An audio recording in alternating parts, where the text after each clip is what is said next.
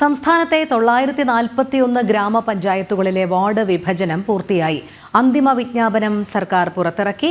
Ward വിഭജനത്തോടെ പഞ്ചായത്തുകളിൽ 1375 പുതിയ വാർഡുകളാണ് കൂട്ടിച്ചേർത്തിരിക്കുന്നത്. ടിൻഡു ദാസ് ചേരുന്നു. ടിൻഡു, പറയൂ.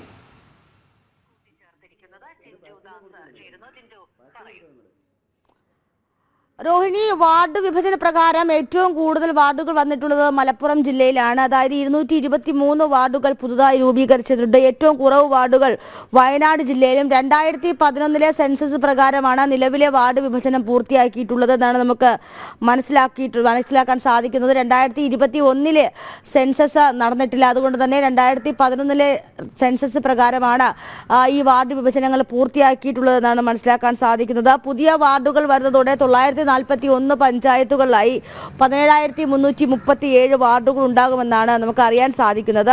വാർഡ് വിഭജനത്തിന്റെ കരട് കഴിഞ്ഞ വർഷം തന്നെ പ്രസിദ്ധീകരിച്ചിരുന്നു. ഇതിനുശേഷം പരാതികളും നിർദ്ദേശങ്ങളും സമർപ്പിക്കാൻ ഡിസംബർ 4 വരെ സമയം നൽകിയിട്ടുമുണ്ടായിരുന്നു. ഈ നടപടിക്രമങ്ങളെല്ലാം കഴിഞ്ഞാണ് വാർഡ് വിഭജനം പൂർത്തിയായിട്ടുള്ളത്. സംസ്ഥാനത്തെ 87 നഗരസഭകളിലെയും അതോടൊപ്പം തന്നെ 6 കോർപ്പറേഷനുകളിലെയും വാർഡ് വിഭജനം കൂടി സംബന്ധിച്ച അന്തിമ വിജ്ഞാപനം കൂടി പുറത്തിറങ്ങേണ്ടതായിട്ടുണ്ട്. വരുന്ന തദ്ദേശ ഭരണ തെരഞ്ഞെടുപ്പിൽ ഈ വാർഡ് വിഭജനത്തിന്റെ അടിസ്ഥാനത്തിലായിരിക്കും ജനപ്രതിനിധികളെ തിരഞ്ഞെടുക്കുക.